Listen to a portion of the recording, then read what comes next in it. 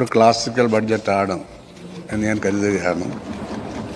Budget പ്രസംഗവും സംസ്ഥാനത്തിൻ്റെ ഒരു വർഷത്തെ വാർഷിക വരവ് ചെലവ് കണക്കും വായിച്ചു നോക്കിയപ്പോൾ എനിക്ക് അങ്ങനെയാണ് തോന്നിയിട്ടുള്ളത്. This is A budget of A new type. ഒരു പുതിയ തരം ബഡ്ജറ്റാണ്. സാമ്പ്രദായികമായി ബഡ്ജറ്റിൽ നിന്ന് ഒഴിവാക്കാൻ പാടില്ലാത്ത എല്ലാ രീതികളും അവലംബിച്ചപ്പോഴും അവതരണ രീതിയിൽ ഉള്ളടക്കത്തിൽ ഒരുപാട് വ്യത്യാസങ്ങൾ വരികയാണ്. സർ, കേരളത്തിന് ആരോഗ്യ രക്ഷ, കേരളത്തിന് സാമ്പത്തിക ആരോഗ്യം എന്ന ആ ഡോക്യുമെൻ്റ് യാതൊരു പ്രസിഡൻറ്റും ഇല്ലാത്ത അത്യുജ്വലമായ ഡോക്യുമെൻ്റാണ്. കോളേജ് സ്പെയ്ഡേസ് എന്ന് ഇംഗ്ലീഷ് പറയുന്നു. തൂമ്പയെന്ന് വിളിക്കണം. ഇവിടുത്തെ സാമ്പത്തിക സ്ഥിതി അദ്ദേഹം കോളേജ് സ്പെയ്ഡേസ് എന്ന് വിളിച്ചിരിക്കുക. ഇത് സമയം വളരെ കുറവാണ്. Sir, king is A bugger എന്ന് ഷേക്സ്പിയർ പറയുന്നുണ്ട്. രാജാവ് ഒരു ദരിദ്രനാണ്. അദ്ദേഹത്തിൻ്റെ യാതൊന്നുമില്ല. പക്ഷെ പ്രജകൾ അദ്ദേഹത്തിന് കൊടുക്കുകയാണ് നികുതിയായിട്ടും മറ്റതായും മറിച്ചതായും. അതെല്ലാം നീതിപൂർവ്വം വാങ്ങി വരവ് വെച്ച് അതേ ജനങ്ങൾക്ക് വേണ്ടി അതങ്ങോട്ട് വിതരണം ചെയ്യുകയാണ്. ഇതാണ് ബഡ്ജറ്റ്. ഈ ബഡ്ജറ്റിൽ അതിന് സാരാംശമുണ്ടെന്നാണ് ഞാൻ പറയുന്നത്. ബഹുമാനപ്പെട്ട മുഖ്യമന്ത്രി ബഗറാണെന്നല്ല, ആ സ്ഥാനത്ത് ആരിരുന്നാലും സത്സന്ധനാണെങ്കിൽ ഒരു ബഗറിനെ പോലെയാണ്. അക്കാര്യമാണ് ഞാൻ പറഞ്ഞത്.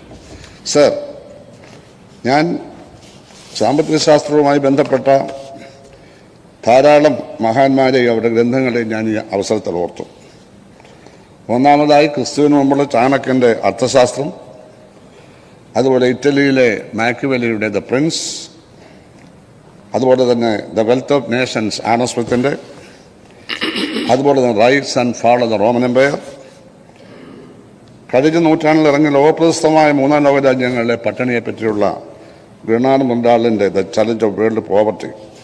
സർ, ഗാന്ധിയുടെ കുടൽ വ്യവസായ സംരംഭങ്ങളെ പറ്റി, ഭാരതത്തെ പറ്റിയിട്ട്, തൊഴിലിനെ പറ്റിയും നമ്മുടെ ഐശ്വര്യത്തെപ്പറ്റിയുള്ള സങ്കല്പം. സർ, സർവോപരി മഹാനായ കാർൽ മാർക്സിൻ്റെ ക്യാപിറ്റൽ. ഇതിലെല്ലാം ഉള്ളത് അദ്ദേഹം അതുപോലെ ആവർത്തിക്കുന്നല്ല. ഇതെല്ലാം വായിക്കുകയോ പഠിക്കുകയോ ചെയ്ത ഒരാളിന് മാത്രമേ ഇത്തരം എമ്പതിയുള്ള ഒരു ബഡ്ജറ്റ് അവതരിപ്പിക്കാൻ പറ്റും. ഒന്ന്, ഇതിലെ സ്ത്രീകൾക്കുള്ള സൗജന്യ യാത്ര. എൺപതിന് കുറച്ച് ഉദാഹരണം. 1000 രൂപ മാസം തോറും. വേണ്ട, നമ്മുടെ മലയാള പാചക കലയെ അദ്ദേഹം കണ്ടിരിക്കുന്നു. ഞാനീ വലിയ ഹോട്ടലിൽ കയറിയൊന്നും മുഴുത്ത മീനൊന്നും എനിക്കിഷ്ടമല്ല കഴിക്കാൻ, ടേസ്റ്റില്ല അതിന്. ചെറിയ ഹോട്ടലിൽ മാന്യമായിട്ടുള്ള നല്ല ഭക്ഷണം കഴിക്കാൻ ആഗ്രഹിക്കുന്നവരാണ് നമ്മൾ. നമ്മുടെ വീട്ടിലെ പോലെ ആ പാചകകല പഠിക്കാൻ സൗകര്യം. സർ, ആശാവർക്കർമാരുടെ ശമ്പള വർധന, അംഗൻവാടിക്കാരുടേത്, അതുപോലെ തന്നെ ആരോഗ്യ സംരക്ഷണത്തെ പറ്റിയുള്ള വിപുലമായിട്ടുള്ള സങ്കല്പങ്ങളെല്ലാം അടങ്ങുന്ന ഒരു 80. സർ, 80 സിമ്പതിയേക്കാൾ മുകളിലാണ്. സിമ്പതി വെറും ദയ മാത്രമേ ഉള്ളൂ, ഒരു അനുകമ്പ മാത്രമേ ഉള്ളൂ. മറ്റേ 80 അതല്ല, അതിനൊക്കെ അപ്പുറം ഒരു ഭൂതതയാണ് അത് കാണിക്കുന്നത്. സർ, ഞാൻ പറയട്ടെ, ഇവിടെ കമ്മ്യൂണിസ്റ്റ് ഒരു ശാപമാണെന്നൊരു സുഹൃത്ത് പറഞ്ഞു. ഞാനതിന് മുഖം കാണാതിരുന്ന എൻ്റെ ഭാഗ്യം. സർ, കമ്മ്യൂണിസം ശാപമാണെന്ന് പറയുന്നത് ലോകത്ത് ജീവിച്ചിരിക്കാൻ അവകാശമുണ്ട്. മഹാനായ ജവഹർലാൽ നെഹ്റു എന്താണ് ക്ലിംസസ് ഓഫ് വേൾഡ് ഹിസ്റ്ററിയിൽ എഴുതി വെച്ചിരിക്കുന്നത്? അത് ശാപമാണെന്നാണ്. അതിനെ ശാപഗ്രസ്തമാക്കിയവരെ പറ്റി പറയുന്നതിന് പകരം ആ മഹത്തായ ഐഡിയോളജി ആക്ഷേപിക്കാന്ന് പറഞ്ഞാൽ ഇന്നിവിടെ കമ്മ്യൂണിസം ഇല്ല സാർ. ഇവിടെ എന്ത് കമ്മ്യൂണിസം? ഇപ്പോൾ ആരാ കമ്മ്യൂണിസ്റ്റ്? ഞാൻ ഒരു പാർട്ടിയിലും ഇല്ലാത്തത് കൊണ്ട് ഒരു കമ്മ്യൂണിസ്റ്റുകാരനാണെന്ന് പറയുന്നില്ല. കാരണം അവിശ്വാസിയാണ്. കാരണം ഒരു പാർട്ടിയിൽ ഉണ്ടെങ്കിലേ ഒരു കമ്മ്യൂണിസ്റ്റുകാരൻ ഉണ്ടാവുമെന്ന് മാർക്സ് പറഞ്ഞിട്ടുണ്ട്. പക്ഷേ ഞാൻ കമ്മ്യൂണിസ്റ്റ് വിശ്വാസിയാണ്. അത് പറയാൻ എല്ലാവർക്കും അവകാശമുണ്ട്. അതൊരിക്കലും കാലാഹരണപ്പെട്ടതല്ല. അത് കൊണ്ടു നടക്കാനും നടപ്പാക്കാനും ഉള്ളവരാരും ഇപ്പം ഇല്ല. ചൈനയിലും ക്യൂബയിലും കൊറിയയിലും വിയറ്റ്നാമിലും ഉള്ളത് അത് അവരൊരു പരുവത്തിൽ കൊണ്ട് നടക്കുന്നു. ബാക്കിയെല്ലാം ഇവിടെ ആരാ ഉള്ളത്? ആരുമില്ല. ഈ പറയുന്നതൊന്നും കമ്മ്യൂണിസ്റ്റേ അല്ല. അറിഞ്ഞിരിക്കണം. അറിയാവുന്നതുകൊണ്ട് ഞാൻ പറയുകയാണ്. എനിക്ക് സമയമില്ല, സമയം എൻ്റെ പോയിക്കൊണ്ടേയിരിക്കണം. അതുകൊണ്ട് കമ്മ്യൂണിസത്തെ ഒന്നും ശരിക്കല്ലേ, അതൊന്നും ശരിയല്ല എന്നാണ് എനിക്ക് പറയാനുള്ളത്. കമ്മ്യൂണിസ്റ്റ് പാർട്ടി കേരള കോൺഗ്രസുമായിട്ട് യോജിച്ചിട്ടുണ്ട്. കോൺഗ്രസ്സിലെ ആന്റണി വിഭാഗമായിട്ട് യോജിച്ചിട്ടുണ്ട്. നാളെ യഥാർത്ഥ കോൺഗ്രസുമായി യോജിക്കത്തില്ലെന്ന് ആരാ നിങ്ങളോട് പറഞ്ഞത്? നാളെ യോജിക്കും. തമിഴ്നാട്ടിൽ യോജിച്ചിരിക്കുകയല്ലേ, ലീഗുമായിട്ട് യോജിച്ചിരിക്കുകയല്ലേ? അല്ലെന്ന് ചോദിക്കുകയാണ്. ജി സുധാകരൻ കോൺഗ്രസിൻ്റെ ചെളിക്കുണ്ടി വീടെന്ന് പറഞ്ഞ മഹാന്മാരെ, നിങ്ങളെ എവിടെയാണ് വീടിരിക്കുന്നത്? തമിഴ്നാട്ടിൽ. അത് ചെളിക്കുണ്ടല്ല, അവിടെ അത് ആവശ്യമായിരുന്നു. രാജസ്ഥാനിൽ ഒരു പാർലമെന്റ് സീറ്റ് കിട്ടിയത് കോൺഗ്രസിൻ്റെ പിന്തുണയുണ്ടല്ലേ? CPM-ന്റെ സ്വന്തം പിന്തുണയിൽ ഒരേ ഒരു സീറ്റല്ലേ കിട്ടിയത്?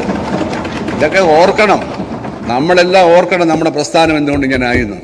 62 സീറ്റുണ്ടായിരുന്ന പാർലമെന്റിൽ ഇടതുപക്ഷം 6 seat, 2 seat CPI, 4 seat CPIM, 5 സീറ്റും കേരളത്തിന് വെളി. ഇതെല്ലാം പരിശോധിക്കണം. ഇതൊക്കെ പരിശോധിക്കപ്പെടാണ് ആരാണെന്ന് ഉയർത്തിക്കൊണ്ടുവരിക. ആര് ഉയർത്തിക്കൊണ്ടുവരിക എനിക്കറിയില്ല.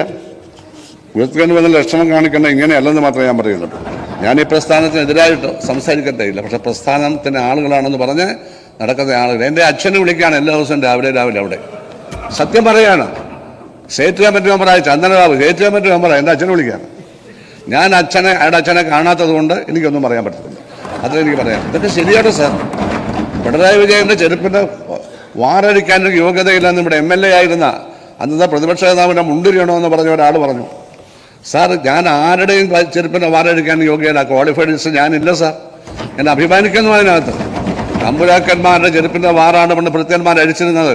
നമ്മുടെ ആരുടെയും ചെരുപ്പിൻ്റെ വാറ നമ്മളല്ലാതെ ആരും അഴിക്കും. ഇതൊക്കെയാണ് സാർ ഭാഷ, ഫ്യൂഡൽ ഭാഷ, സമ്പന്നന്മാരുടെ ഭാഷ. ഇതൊന്നും കമ്മ്യൂണിസ്റ്റുകാരുടെ ഭാഷയല്ല. ചെറ്റക്കുടലിലും ചെറ്റപ്പുരകളിലും താമസിക്കുന്നവരാണ് കമ്മ്യൂണിസ്റ്റുകാർ വോട്ടർമാരിൽ ഭൂരിപക്ഷവും. അവിടെയാണ് P. കൃഷ്ണപിള്ള EMS ഒക്കെ ഓടിച്ചിരുന്നത്. അവരാണ് അവർക്ക് ഭക്ഷണം കൊടുത്തത്.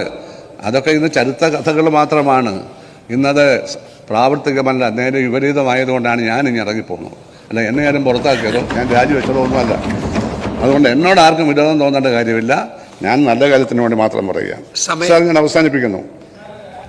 സാർ, ഓരോ കമ്മീഷൻ സെൻട്രൽ ഗവൺമെൻറ് പണ്ട് പാസ്സാക്കിയതാണ്. അതിൽ കോൺട്രാക്ടർമാരും അഴിമതിക്കാരായ രാഷ്ട്രീയക്കാരും അഴിമതിക്കാരായിട്ടുള്ള ഉദ്യോഗസ്ഥന്മാരും ചേർന്നുള്ള ഒരു അവിഹിത ബന്ധത്തെ പറ്റി പറയുന്നുണ്ട്. സാർ, നമ്മുടെ പദ്ധതിക്ക് നമ്മൾ 100 രൂപ വെച്ചാൽ 40 രൂപ അവർ ചെലവഴിക്കുള്ളൂ. 60 രൂപ അടിച്ചെടുക്കും. കാരണം മാക്സിമം 50 രൂപ. 30 ആണെങ്കിൽ അവർക്ക് സന്തോഷം, ബാക്കിയെല്ലാം വീതിച്ചെടുക്കാൻ. സാർ, ഈ 100 രൂപയിൽ ഒരു കോൺട്രാക്ടർക്ക് 15-20% ലാഭം എടുക്കാൻ അവകാശമുണ്ട്. അതെടുത്താൽ മതി. അതാണോ നടക്കുന്നത്?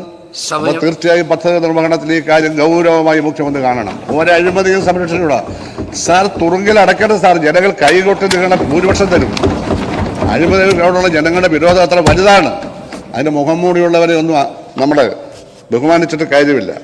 സാർ, അതുപോലെ തന്നെ ഇവിടെ 5 ലക്ഷത്തി ചില്ലുവാനും കോടി, 5,000,007 കോടിയാണല്ലോ ഇവിടുത്തെ ബാധ്യത. സാർ, അതിൽ 1,70,000 കോടി രൂപയും അഴിമതിയായി മാറ്റിയതാണ് സാർ. 33% അഴിമതിയായി മാറ്റിയതാണ് സാർ. മിനിമം ചിലതിൽ 50 ചിലതിൽ 20. അപ്പോൾ 1,30,7,000 കോടി രൂപയോളം ഇങ്ങനെ അടിച്ചു മാറ്റിയിട്ടുണ്ട്. അതുണ്ടാവരുത് സാർ. ഉണ്ടാവരുത് സാർ. സൈലാസ് മാനർ എന്നൊരു പുസ്തകമുണ്ട്, നമ്മളിൽ പലരും പഠിച്ചിട്ടുണ്ട്. പണമുണ്ട്, ഈ പണമാണ് ചിലവഴിക്കാതെ ആർക്കും കൊടുക്കാത്തത്. അയാൾ രാത്രിയാകുമ്പോൾ വീടിന് അടിയിൽ ഒരു വലിയ ഗുഹയിൽ പോയിരുന്ന എണ്ണി നോക്കുക. രാത്രി ഉറങ്ങത്തല്ല പുള്ളി. സാർ, അതുപോലെ അല്ലാതെ അദ്ദേഹം പറഞ്ഞു കഴിഞ്ഞ ദിവസം 6,000 കോടി രൂപയുണ്ട്, 6,000 കോടി രൂപയുണ്ട്, 6,000 കോടി രൂപയുണ്ട്. സാർ, ഈ 6,000 കോടി രൂപ ഉണ്ടെന്നും അറിയത്തില്ല. ഇടയ്ക്ക് ഒരു നോട്ടും ചില പൊക്കി കാണിക്കും. അത് 6,000 വേണമെന്ന് ആര് പറഞ്ഞു? പണ്ട് ചെറുകഥയിൽ ഒരു ചെറുകഥയുടെ പുസ്തകമായ അധ്യാപകർക്ക് നേരിട്ട് ശമ്പളം കൊടുക്കാതെ മാനേജർ പറ്റിക്കുന്നത് 5 രൂപ നോട്ട് പൊക്കി കാണിക്കും. ചെല്ലുമ്പോൾ വീണു നോക്കുമ്പോൾ കുളം പറയും. കൊടുക്കത്തില്ല, ഇത് കൊടുക്കത്തില്ല എന്ന് പറഞ്ഞ പോലെ ഇതുകൊണ്ട് കാര്യമില്ല. പണമെന്ന് പറഞ്ഞാൽ ചലിക്കാനുള്ള ചലനാത്മകമാണ്, മോഷനാണ്, സർക്കുലേഷനാണ് അതിൻ്റെ പ്രധാനം. അവിടെ സൈലാസ് മാനർമാർക്ക് യാതൊരു സ്ഥാനവുമില്ല. അത് ചലിച്ചുകൊണ്ടേയിരിക്കണം. എന്നാലേ സമ്പത്ത് ഉണ്ടാവുള്ളൂ, പ്രൊഡക്ഷൻ ഉണ്ടാവുള്ളൂ. അപ്പോൾ ചലനാത്മകമായ സമ്പദ് വ്യവസ്ഥയാണ്. പണം ചലിക്കണം എന്നുള്ളതാണ്. അതുപോലെ തന്നെ സാർ, സാമ്പത്തികമായിട്ടുള്ള കാര്യങ്ങൾ നമ്മൾ സംസാരിക്കുമ്പോൾ ഇതുപോലെ പ്രധാനമാണ് നമ്മുടെ journey of A rupee note എന്നൊരു ഒരു കഥ ഞാൻ സ്കൂളിൽ പഠിച്ചതാണ്. 1 രൂപയുടെ സഞ്ചാരമാണ്. നൂറുകണക്കിന് വർഷങ്ങളായി സഞ്ചരിച്ചുകൊണ്ടിരിക്കുകയാണ്. കോടികളുടെ കയ്യിൽ 1 രൂപ ചേർന്നു. അതിൻ്റെയൊക്കെ സ്പർശനത്തിൻ്റെയൊക്കെ പാടുണ്ടെങ്കിലും ആ 1 രൂപ സഞ്ചരിച്ചു കൊണ്ടേയിരുന്നത് കൊണ്ട് അത് സമ്പദ് വ്യവസ്ഥ അങ്ങനെ ഓരോ രൂപകൾ ഈ സമ്പദ് വ്യവസ്ഥയെ ശക്തിപ്പെടുത്തിയതിൻ്റെ ഉദാഹരണമാണ് സ്കൂളിൽ പഠിച്ച ആ journey of A rupee note എന്നുള്ളത്. അപ്പോൾ ഇതുപോലെ നമുക്ക് ഒരുപാട് കാര്യങ്ങൾ പറയാൻ കഴിയും സാർ.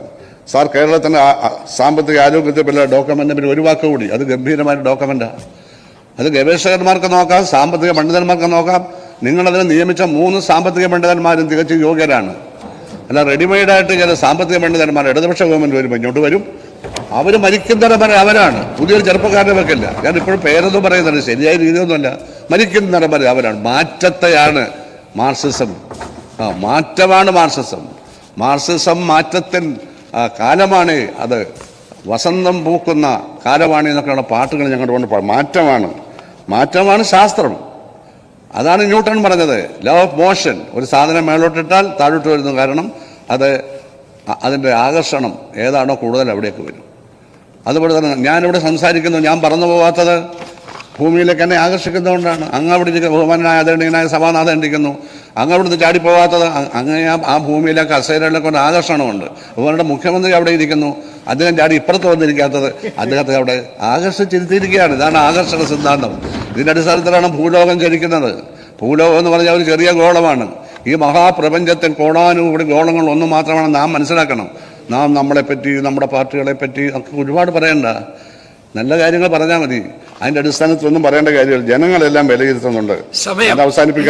ഞാൻ അവസാനിപ്പിക്കുകയാണ്. കോറ കമ്മീഷൻ ഞാൻ പറഞ്ഞു കഴിഞ്ഞു, ശ്രദ്ധിക്കേണ്ട കാര്യമാണ്. അതുപോലെ തന്നെ കിങ് ഈസ് എ ബഗർ.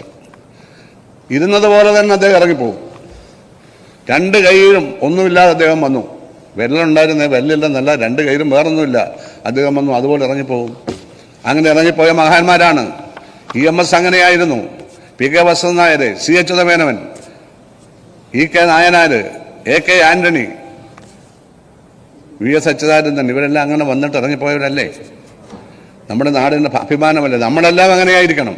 അതുകൊണ്ട് ഈ ബഡ്ജറ്റ് ഇത് വളരെ സിമ്പിളാണ്, എന്നാൽ ഗഹനമാണ്, ക്ലാസിക്കലാണ്. ബഡ്ജറ്റ് ഓഫ് എ ന്യൂ ടൈപ്പാണ്. പുതിയ അറേഞ്ച്മെൻറ്റ്സ് ആണ് ഇതിനകത്ത്. ഇത് ഒരുപാട് പഠിക്കാനുണ്ട്, വായിക്കാനുണ്ട്, ചർച്ചയ്ക്കൊക്കെ ഉണ്ട് നാട്ടിൽ എന്ന് പറഞ്ഞുകൊണ്ട് ഞാൻ എൻ്റെ വാക്കുകൾ അവസാനിപ്പിക്കുന്നു.